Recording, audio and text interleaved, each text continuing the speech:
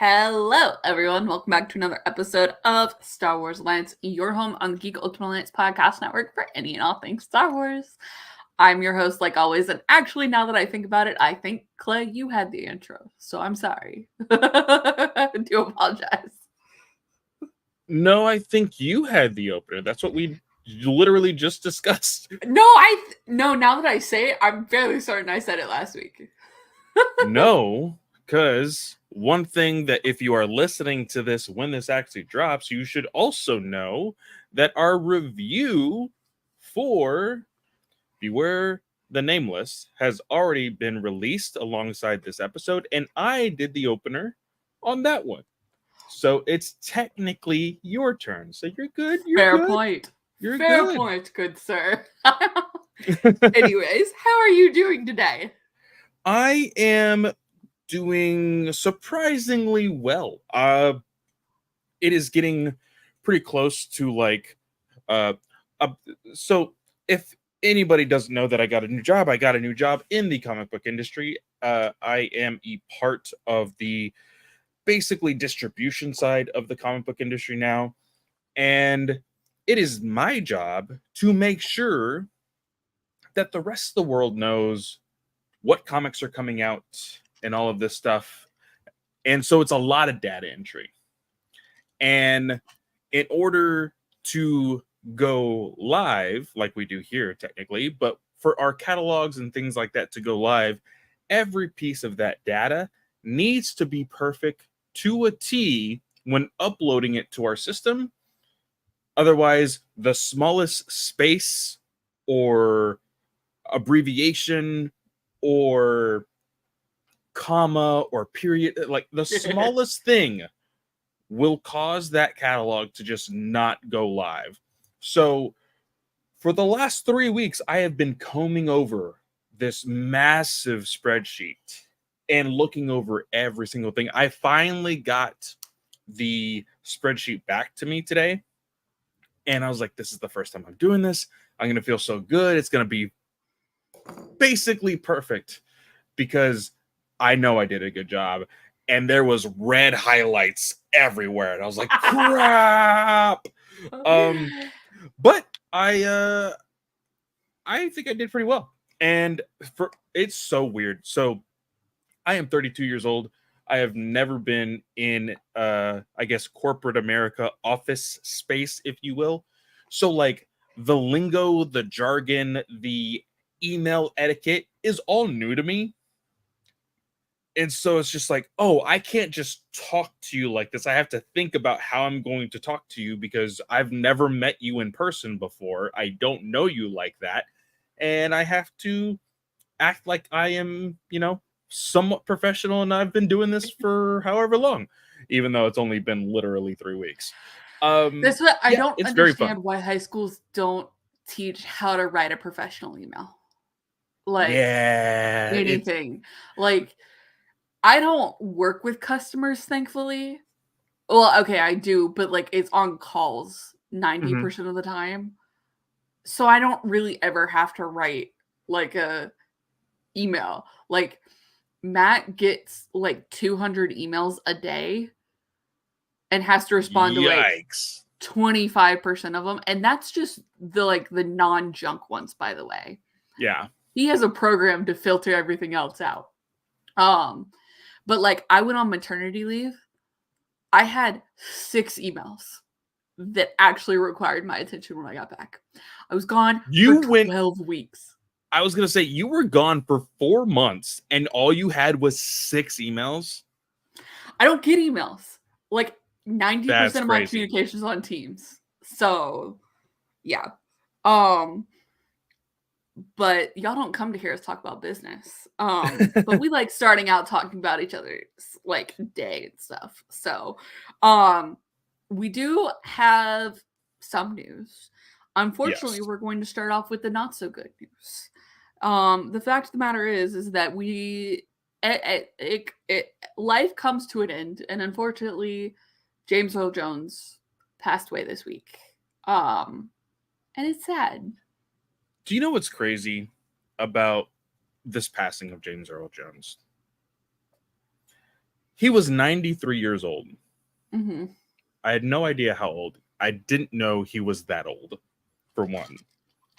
But I think I didn't know he was that old to begin with, because James Earl Jones was one of those individuals that for some reason you were just like, that dude's never dying. Right. Like, you know, because of how much of an icon he is and was, it's just like, oh, you know, you hear about this passing and you hear about this passing. It never dawns on you that Darth freaking Vader could die. Now, again, Yeah. Darth Vader was played by technically two people. The uh, bodysuit actor, I believe, has already passed. Correct me if I'm wrong. The face has also passed from Return of the Jedi. Yes, as that as well. So when hearing this, and I do want to apologize for anyone who does not understand my dark humor. My dark humor is the one thing that helps me cope with my biggest fear in the entire world, which is death. And so when I heard that James Earl Jones died, I did the giant gif of Darth Vader saying no. And but it's also the same reaction, you know. It's like, why? Yeah. Like, why does that have to happen to such an icon? And he was great. Of course, he isn't just famous for Star Wars. He did amazing movies like The Sandlot. He was the voice of Mufasa in both the quote unquote live action and in the animated series or show as well, or the movie, sorry. He did Coming to America. He did so much in his career. And I hope that his decision, although something that I don't agree with, but I hope that his decision to give Disney his voice for AI in future projects does get to benefit his family and help them in this time that he is no longer with them, and that sucks.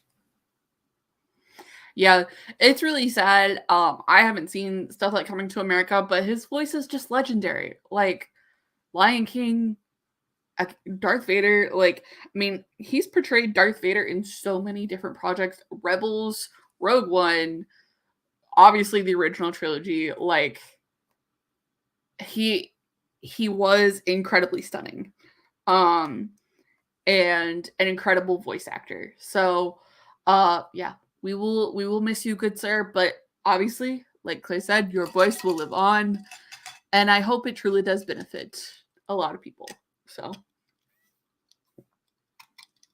So, with that, let's try to not talk about such depressing news. And I don't know, I don't want to get too into it because again, I don't know all of the information.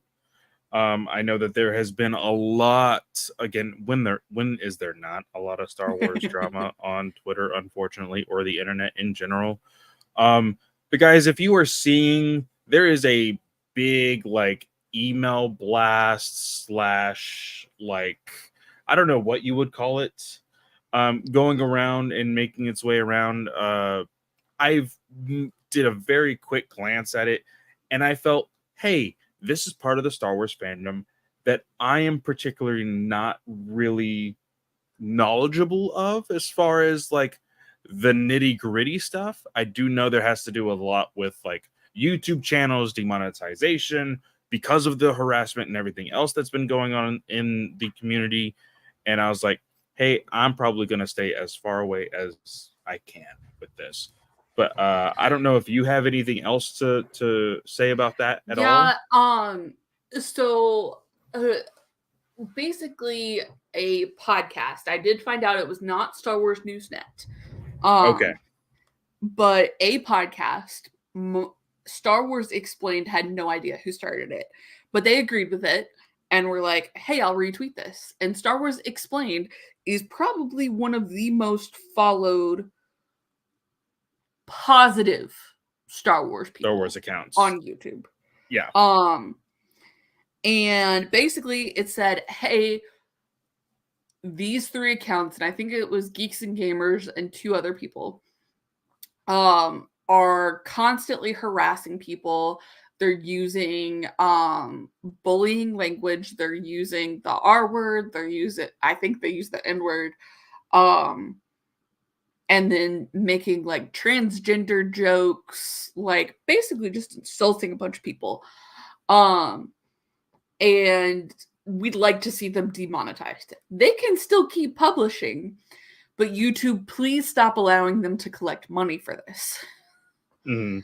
And YouTube responded back and was like, please report the videos in question. And so people started reporting it. There was not a mass campaign to do it until YouTube said, hey, go report the video. Like, we'll pay attention. YouTube did come back and say, yeah, we don't find this against the rules. Which these channels make YouTube a bunch of money. So it is what it is. I didn't think YouTube was going to take them down at all. But SWT picked it up and was like, oh, you want to play this game? I'll play this game. And then basically released a video with almost 10-year-old emails from Star Wars Explained. Because again, biggest account for Star Wars positive people retweeted this and said, and then so he released all these receipts and was like, yeah, like your mental health sucks. Like you're using your wife is using you. And that's accurate nowadays. Well, not only that, but like, for one, like you said, it's 10-year-old emails, and a lot can change in 10 years, for one. But like, these are things that were probably shared in confidence. And for somebody to just put that out there in the public, it's disgusting. This is an individual that we've had time and time again the comments of, hey, this person is not even a Star Wars fan. They are a fan of... They are a grifter. A grifter, for me, I think that it is just people like that because there's other people in other communities that are somewhat like this. They like one tiny minuscule thing about one piece of fandom because they thought it was cool once, and they think they can call themselves the biggest fan of said community. And it's disgusting. And I don't appreciate it whatsoever. But yeah.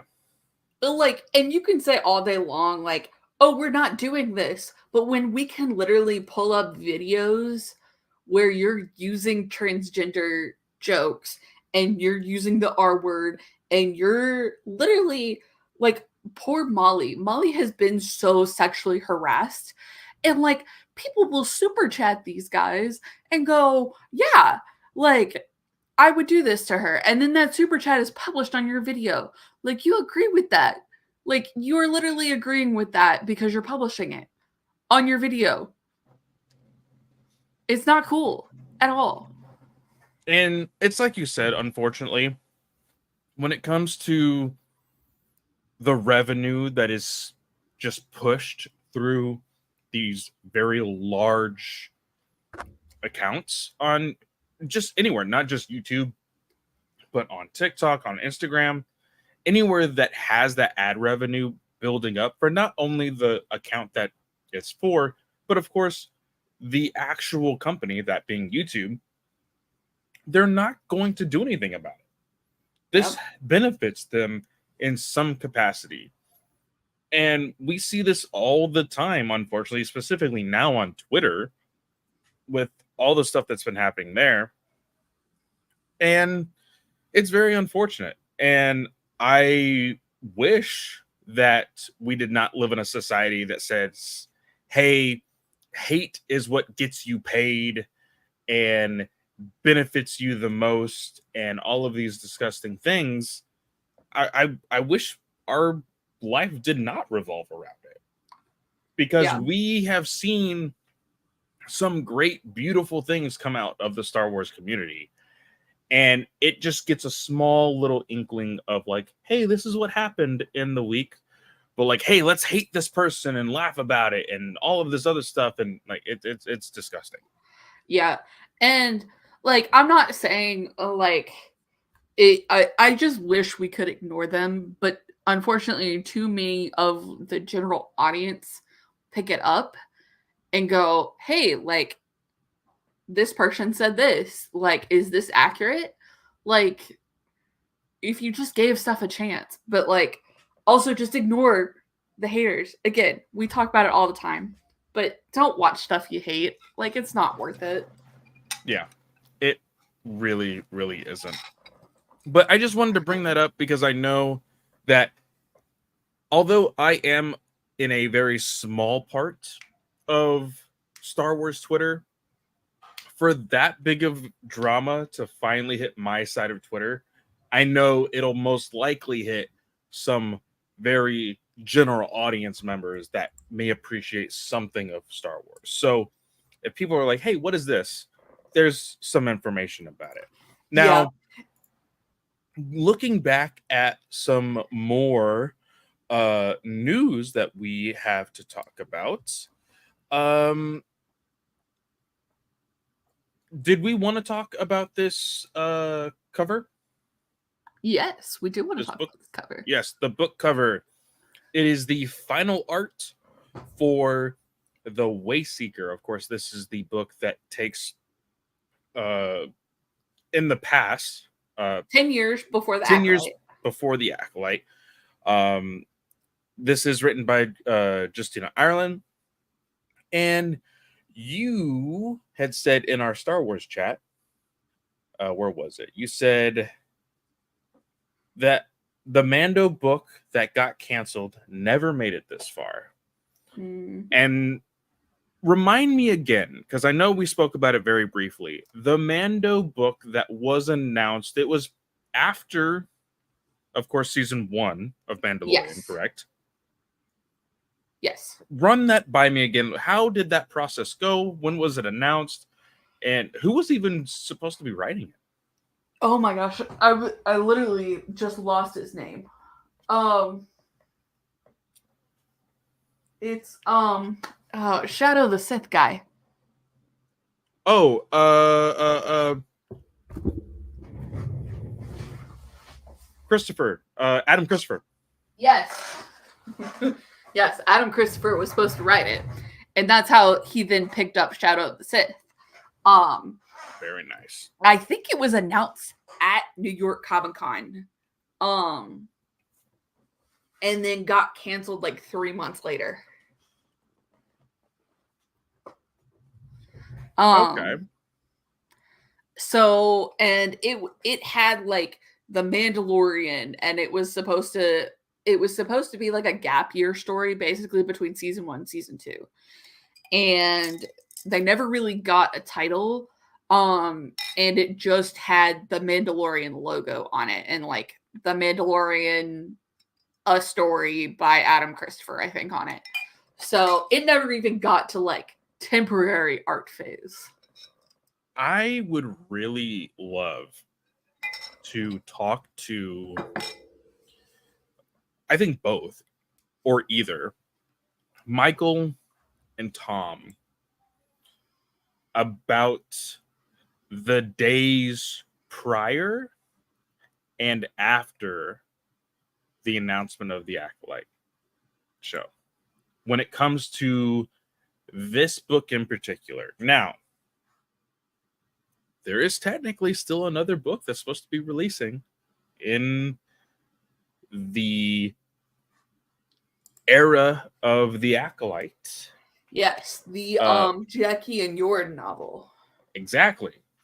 But that one had final artwork. It had final artwork. Well, no, I don't even think it technically did, because if I remember correctly, though, on the actual only one that had not the final cover was the Wayseeker one. Oh, that's true, because I'm looking at the photo now and it just says untitled YA novel. Yeah. And it is written by Tessa Gratton. Mm-hmm. Okay, so my question to you now is that still being made? Do you think I that would one think gets so. canceled? I would think so because Disney has not been publishing a ton outside of the High Republic era. Mm-hmm. I mean, they didn't publish anything outside the High Republic era this year, like at all. So I would think that they're still going to make that novel, because they need to start branching out somehow. Because High Republic ends, I think the Disney books for the High Republic, Phase 3, Wave 3, come out like March and April next year. And that's currently it. And this Yeah. book is set for the summer. So you've got to start branching out and like developing other areas. So I don't know. I hope it still does. Of course, this gives us a little bit more of just that like small inkling of hope that like, hey, maybe there's still a possibility. Maybe something happens. Yeah. Which, by the way, I want to say bravo to a lot of these people. I know that I have said that I am not going to do it, but looking back at some of these posts, actually, let me see if I can find one. I saw an update uh, Petition? on the petitions, and there are some pretty large numbers. The last one I saw was on the 7th. It says they've made it past 70,000 signatures on the Renew the Acolyte. I think that's very impressive, very, very awesome. Yeah. It has 75,000 signatures today. 75,016. Awesome. So, because Star Wars books and comics, when they published the cover yesterday, they said it was nearing 73,000. Nice. So, and I love what they said. It seems on top of some actual fans, we've triggered the petulant online crybaby portion of this fandom. If a cover upsets you this much, sincerely, get fucked. I strive to live like that. But we've been talking about the cover. Let's go ahead and share the cover. Oh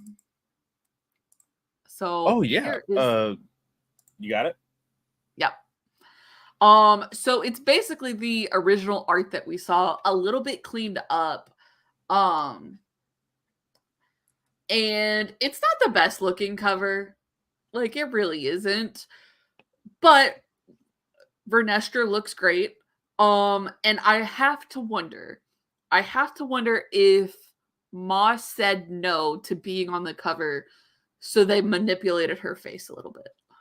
I am kind of thinking the same thing.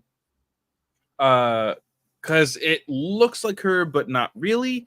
And what I genuinely think is when they made the announcement, it was basically just a Photoshop mock-up of both characters on the cover, and then it said not final cover, right? And also, I do not like the blur effect that is like distorting Master Indira's lightsaber. Look at the very tip of her lightsaber, like the hilt. It looks like it's melting onto her hand. Yeah. Okay. I just wish that it was a little bit cleaner. But I'm excited to read this nonetheless, because with it being 10 years prior to the Acolyte, of course, this is all speculation, tinfoil hat time. We have to assume that this was more so a, hey, because we can say it here because we talked about it with Adrian being on the show. We know that Justina has not watched the show, but I'm hoping they gave her notes and said, hey, like character beats to hit. Exactly. And saying like, hey, by the way, Master Indira has this like long lost Padawan that left the academy that is going to be revealed in the show, and like that You I said something Master like that. Indara, you meant Vernestra, right? Yeah, sorry, Vernestra. Yes. And so like I'm hoping that they gave her some sort of notes like that, so that way there can be at least something that builds off of the masterpiece that we just got finished watching, rather than just being, hey, this is 50 plus 100 years whatever from when the last time you saw Vernestra when she was a kid. Like, I don't want that. I want, hey, this is where we most recently saw her. I need to know how she gets to that point, not, hey, this is where she is now and this is who she was back then, you know? Yeah. No, definitely. But that's just me. The other bit of news that we have is Ahsoka won an Emmy for Best Fantasy and Sci-Fi, or fantasy / sci-fi costumes. So that is a posthumous Emmy to the costume designer because she passed away last fall. So oh, that's so sad. Mm-hmm. That sucks. But she did an incredible job. I mean, they're really great costumes. I love Ahsoka's final costume in the finale of the show. I think that whole freaking studio did amazing with the makeup, with sound effects, with everything in that show. But I do love the costumes. I think that they got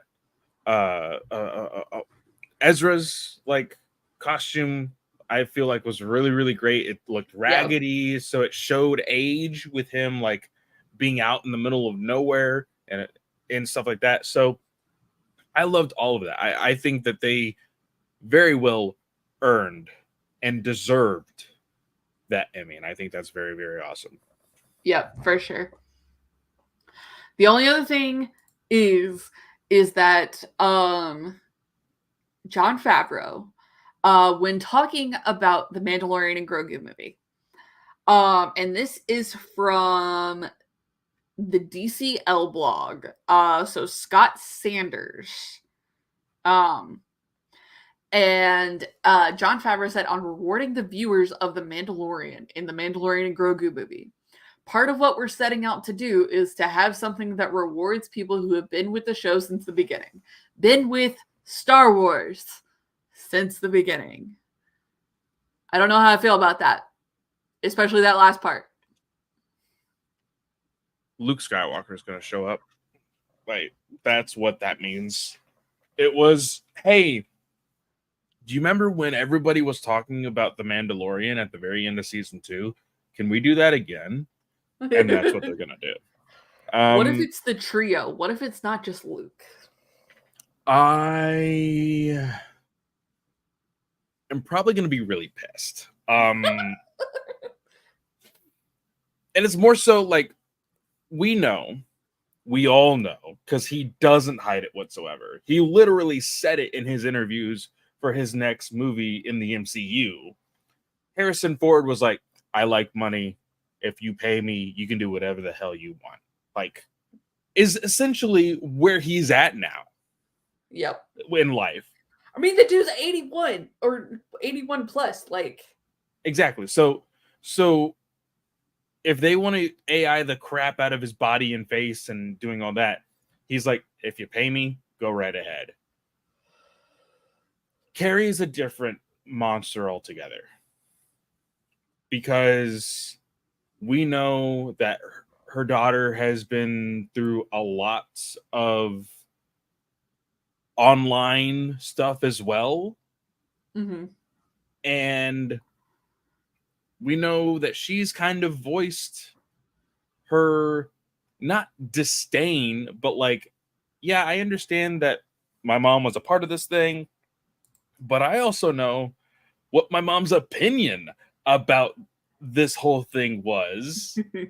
So, there's that. And so for Disney, like, I get it. I 100% get it. There's going to be all these people that are like, this is what I always wanted. I'm so happy. Blah, blah, blah, blah. But all I could think of in my head will be none of these people are in that room. These actors are literally looking at a blue wall right now, talking to random stand-ins. Like, it's not gonna feel real to me. Yeah. And I know people are like, feel real, Clay, this is Star Wars. How is that even possible to feel real? It's very simple. You recast. That's how you do it. Heinrich is right there. The body double that they use for Luke in The Mandalorian, right there. He looked fairly similar. Like, it's not that hard to just do maybe a little bit more makeup, and boom. Yeah, it's not even hard. He's right there. But they won't do it. Yeah. Anyways, let's move on to our main topic. The High Republic Adventures. Volume 1 of the 2023 run. I'm going to be completely honest with you. I read this during my lunch break. I ordered it the day we talked about it. About like, hey, this is when we're going to record and da-da-da. I ordered it that night. It got to my Amazon box, the little like key, the code, and open the box thing, the next day. I forgot to go that day. So that's already one day past and it's sitting there. I go the next day, I grab it. And then it sits inside of the Amazon package on my kitchen table for like 4 days. And then yesterday, I put it in my backpack and I said, I need to read this today. Got really caught up at work and wasn't able to read it. Wasn't even able to crack it open last night. So I'm driving to work. My backpack is just sitting in my passenger seat. And I think, oh shit, I have to read this book for tonight. And I will say this. The most beautiful thing about the High Republic Adventures is that it reads as an all ages book. So there's nothing super heavy. It's not a lot of dialogue. I think one of the best things about this volume in particular is their use of non-verbal splash pages to tell the story. And I was like, this is great. Now, again, I will say this. There is like, we were all worried about Burry. There was somebody else that everybody seems to forget when talking about like who survived Starlight Beacon. There's one person in particular. Lula? No, not for me. There is one Jedi Master that I said buckets of blood. Buckets of blood. I'm gonna go ahead and spoil that because the moment I saw buckets of blood, I was like, yes, he lived. Now, do they explain how he lived? No, they don't explain anything about how I want to start there because that's my one pet peeve about this story. I have been off and on with the High Republic Adventures, but because of us being so plugged into the High Republic, I get to see a lot of it passing through Twitter and Instagram and all of these different things. So it's almost like I don't necessarily need to read the story sometimes. But Buckets of Blood was one of those that I was like, oh no, he sacrificed himself. I hate this. Like, why is like all the characters that I love and care about dying in this very like of course, it's a big event that a lot of Jedi died, and so I can't like be completely like selfish and be like, I want my characters to live. But Book of Split was one that I was just like, guys, just give me one character. Give me one character we were that I all love. sad about it. Exactly, because it was a very odd way that he went out too, because of like the chaos that was happening in Starlight Beacon. All I remember is for some reason he had to strip to his underwear. So he got basically nameless blood on his cloak. Yeah. So he hands it to somebody and is like, "Here, take this. They'll need and he it was to like, analyze peace. Yeah, he was like, peace out. I'm gonna go, take care of the nameless and save as much people as I can. And that was literally the last thing we heard about him. Yep. And then the next thing you know, you're flipping through this book and you see him just talking, and I'm like, you're just gonna drop this here? No context, no explanation. And so I think that's in issue number 6. Okay. So I need to continue with this. So they are essentially in a prison, and it looks like some So basically, warlord. Niv Drindal, who we got in Escape from Valo, Yes. basically has a giant prison where they have been keeping like people from ships that they have like captured and the people from Starlight Beacon. And they are trying to find Jedi to experiment on or to use with the nameless to feed them and stuff. Yeah. So that's the prison that they're in. And okay, what's his name? It's not Court. It's oh my gosh. I can't think of his name. Farzala. Is it Farzala? I think it's Farzala. It's this guy. This guy. Yes, I get him and the other Jedi Master confused. Oh shoot.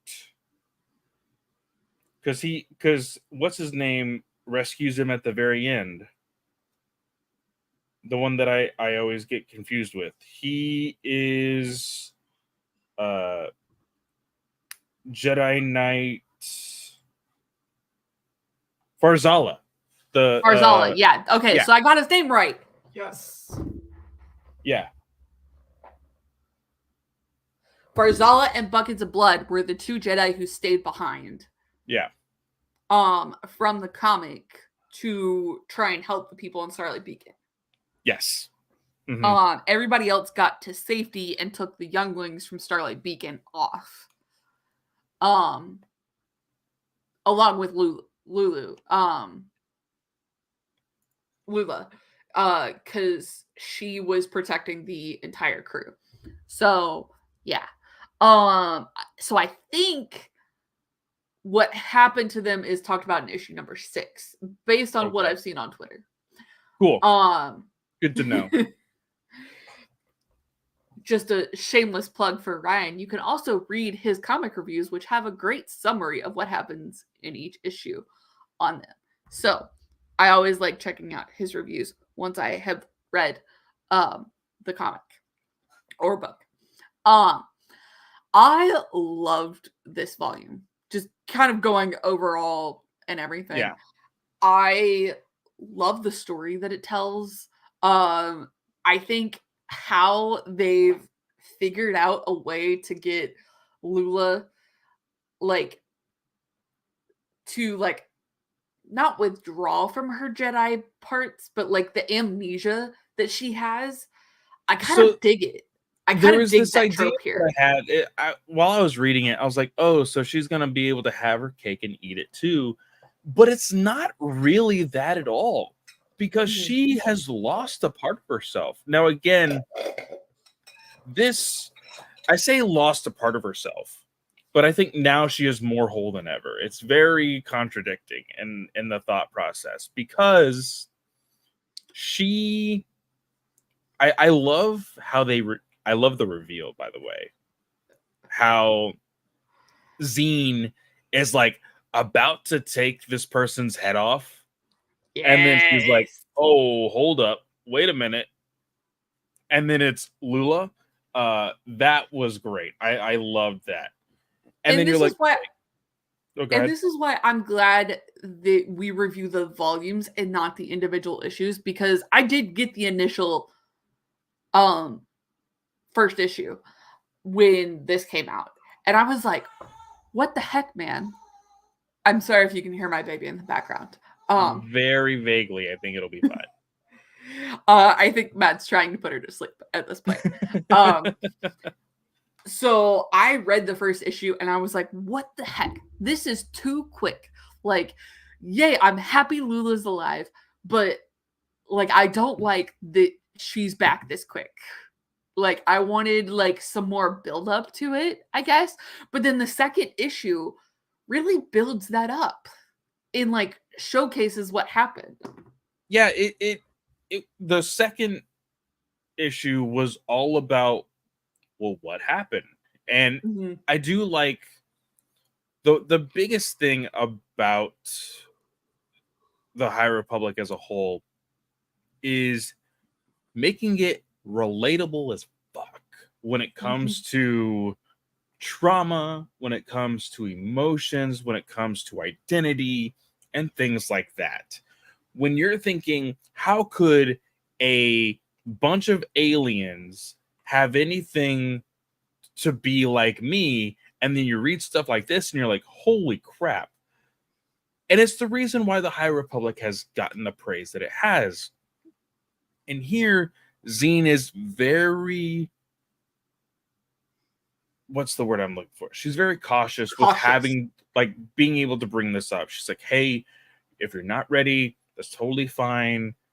Like, because again, Lula barely, quote unquote, barely knows Zine anymore because of this amnesia. And she's like, no, I think it's time. I can finally tell you. And it goes through, like I had said before, there is a lot of dialogue here because there is a little bit of talking, but then it gets to these moments of like non-verbal splash pages, and it shows the sequence of events of her literally just surviving. That's all it is. She's in fight or flight mode this entire time. And at a point she does say, like, I had no idea what a Nihil or a Jedi was at one point. And this is somebody who lived her entire life knowing nothing but being a Padawan or a youngling and a Jedi and all about the Jedi. So it's a very interesting dynamic with what's going to come of the future. Now, we know, because we talked about it in our last episode, about the Wedding Bells issue that is coming out next month. But, sorry, not next month, in November. December. Is it December? I think it's December. Okay, yeah. So solicitations are for December. It's October for December. Yes. So seeing all of this now, I really do enjoy it. Now, we got a little bit, from what I can remember, about what she's so traumatized over with the events of happening on Starlight, but we don't know the whole story. Yeah. And I think that's what this whole thing will inevitably be about, because there's these moments where Lula, like, is having a panic attack. You can see it in her face. She's remembering things. And at this point, when she's remembering, you know that at the moment of her memory, she was a Jedi. She is somebody who is living that lifestyle, but you see her force choking somebody and you're like, oh, what is this? Correct me if I'm wrong, though. The person that she remembers force choking, isn't that not the individual that she sees on the beach in the very beginning of this volume? Yes, I think so. They look very similar. So I don't know. Or I think it's Crix. I think it's Crix. This guy? Is it? Or this person? Yeah. So I think Crix that's was Crix. in the first wave. It was in phase 1. Yes. Yes. And that was how we got introduced to Zine in the first place. Yep. So, and we know that him and Zine were part of the like 150 years later Path of the Open Hand. Yes. But they had history. So again, is Lula ever gonna tell Zine what happened? I think so, based on like the wedding bells issue that's to come. I think ultimately like Lula needs to like face that down and kind of just see what happens, because her whole thing with Starlight Beacon, now that I remember, the end of wave 1 is she's trying to get Crix and take him out, like, and basically get him back under control. So I think she will have to come to terms with that, because I think Crix makes an appearance later on too. So now, surprisingly, because another face shows up that I didn't think we were ever going to see an actual visual for, which I actually greatly appreciate. We have a character from Escape from Velo show up. Diggit. Yes. Drigget. Excuse me. She is Gavi's quote unquote sister. Yep. And basically Niv Drindo's assistant. Right hand or whatever, right? Yeah. So how do you feel about her just like up and leaving Niv? I found that super interesting. I'm interested to see if we'll get to continue to get panels with her, because she doesn't get a lot of panel time for what I thought was going to happen, because we knew coming into it, we knew that Drindo was kind of going to be the main bad for the High Republic Adventures. So for what we get in this volume with them, I don't feel like we get enough. So I want to see that continue, and I want to see Gavi get the chance to reunite with Drigget. I think we're gonna get Gavi in, because this is still going, right? Or has it ended? It is still going. It's still it going. is not taking a break either, so it's going to keep going. I think we see Gavi in this story. With her being involved, I think you have to, because of the chemistry there. Yeah. So I am going to be greatly appreciative of that. But I think it's more so interesting because this warden dude from this prison, from my knowledge, has no actual real ties to the Nihil. His only tie to the Nihil was Niv.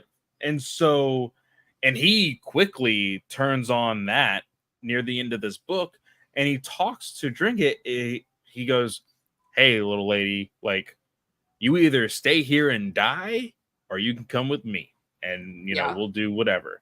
So the really interesting thing about that is the only reason why she was a part of the Nihil was to keep her family safe. Yep. Because of the situation on Valo. Well, now that she's walked away from the Nihil, is she going to be more willing to help out Gavi and the Jedi? Or does she now feel stuck with this random warden, war criminal, I'm assuming, of some kind, and is still going to go down that dark path? I don't know. I think she's a wild card. That's literally what I was gonna say. She is a wild card. It's so weird because you have this very emotional story of like, oh, I chose to be a bad guy in order to save my family, but you literally just walked away from that just now. What's holding you back from being good anymore? Like from going back to being a good person. Like that's such an interesting like concept that they created for this wave 3. Yeah. I do have to wonder, because Justina has the next middle grade book.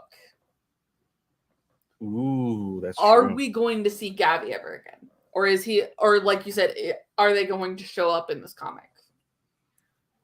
I think it's might be easier. Well, I don't know. I mean, it's all up in the air, and it's really up to them. But we know that Gavi had a hard stance on staying at Valo to be like the last line of defense, right? Yeah. So, in my mind, if we see Gavi, it's because whichever hero we're following, whether it be in the novel or in this comic, we go to Valo. We don't see Gavi anywhere else. We go to Valo. Yeah. That's what I'm kind of thinking too. We're not going to see them jump off into the great beyond and like come help. No, until the Nihil's cleared off of Valo and the Nihil's no longer a threat, he's going to stay on Valo. Yeah. So, yeah. Like I said at the beginning, I loved this comic. It was, like you said, it was a super easy read. The art is gorgeous. I want to say freaking awesome. I want to say, and I do apologize for the person who was drawing the first wave of adventures. They start this book. It's the same art at the very beginning of this book. But by the end of the book, that art style changes. Yeah. And I am a bigger fan of the ending art than I am of the beginning art. And if you are looking to tell me that it's the same person, then I am shocked because it looks like completely different art. So I'm looking at it, and I think Tolibao does the first 3 issues, and the last 2 issues are done by Elisa Romboli. She is amazing. Yeah. This design, like, for one, the way she draws Zine in the last few issues, I love the way Zine is drawn. Zine also, under her artistic style, ages like 10 years, which I also kind of appreciate because they've been through a lot. Like, I feel like there needs to be something that shows them that, like, hey, like, there is some sort of change in me. But also, Lula's design and costume in the very last pages, I love it. Her like little earpiece headband thing, like all of it. I love it. I love her art. The colors really pop in this book. I think they've always popped in the High Republic adventures. So if you're a really big fan of colors, this is definitely the book for you to read. And they also have I believe it's alternative cover art illustrations in the back of the book, the cover gallery. Jo Mi-gyung and Shirai. I don't know. She was doing fan art for the series. I need that on my wall. That is I think amazing. she sold prints. I need to see if she has a web page. If she has a web page and this print is on there, I'm buying it. And then after I buy it, I'm going to feel a lot better when I ask Taylor from Geekverse to buy me or print me off a giant freaking poster of this thing. This looks beautiful. It is gorgeous. I love just the color combination, the slickness of it. I love it. It's absolutely amazing. Oh, somebody took her. I think she got off Twitter. Let me look. Oh Hang on. no. But I will definitely look to see if she has a online store. Okay, here's her Instagram. Yeah, this is her Instagram. She has an Etsy, and she also did she did a cover for the 8th issue of the High Republic Adventures, and I think she has a Wedding Bells one as well.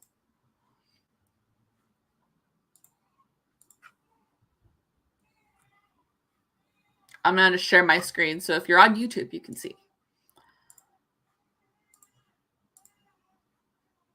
I start typing it in on Google, and it immediately shows her Etsy page.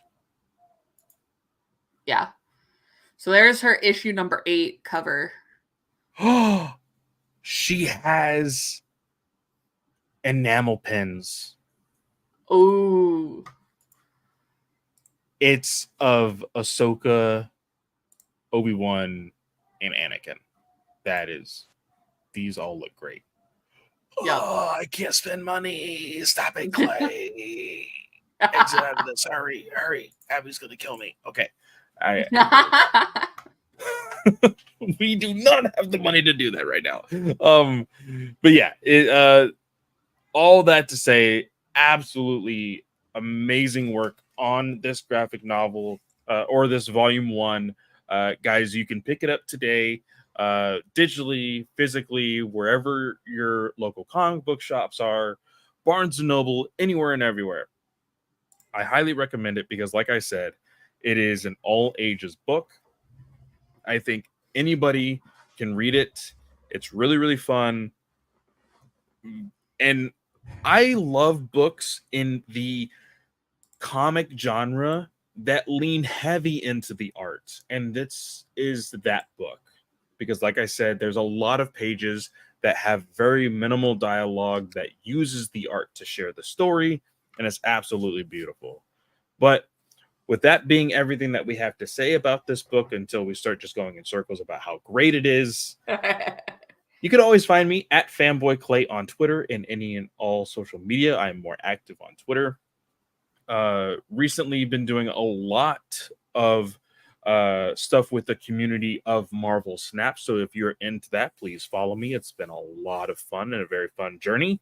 Go check out Ranger Alliance as well. We dropped an episode this week. We are finally hitting the point of the passing of the torch on Turbo for Power Rangers. That's going to be a very fun episode, so don't miss it. And trying to think of anything else. That's basically it. And for any and all who are patrons, I just want to say thank you for kicking my butt, because I have been in the headspace of now posting these very early if we record early and stuff like that. So you have already heard our review for Beware the Nameless. You've been able to listen to it for like almost a week now. So thank you guys for being a part of our Patreon. You can join our Patreon, guys. Just search Geek Ultimate Alliance on Patreon. $1 tier just helps us, where $5 actually gets you all the unlocked stuff. So go check that out as well. Katie, what about you? And by the way, we didn't mention Daniel Jose Older at all as the author of the comic. So that's who authored the book. Amazing job, as always, Daniel. So y'all can find me on most social media platforms if I'm ever on there. I have not had my social media timer of 2 hours yell at me for almost a week now. Hey. So I don't know if that's a sign of how chaotic my life is right now or a good thing. It's the One baby. of the two. It's not just the baby, and you know that. Slice of Katie. That's where you can find me if I'm on there.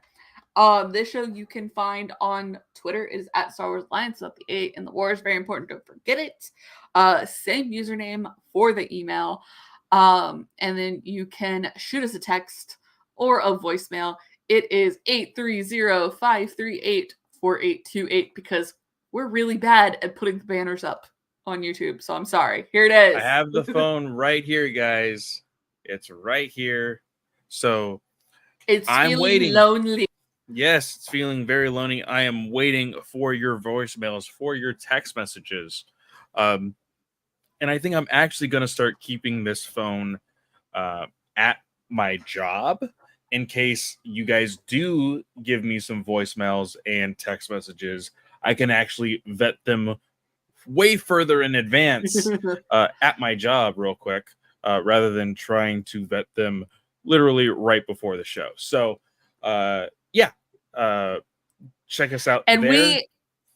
we love getting questions, y'all. So if you've got questions, if you want us to talk about something, just let us know. So with that, we will be back next week at 7 p.m. Eastern Standard Time to talk about Aftermath Life Debt. And with that, I want to wish everyone a great day or night, whatever time of day you're listening or watching, and we will see y'all next time. May the force be with you.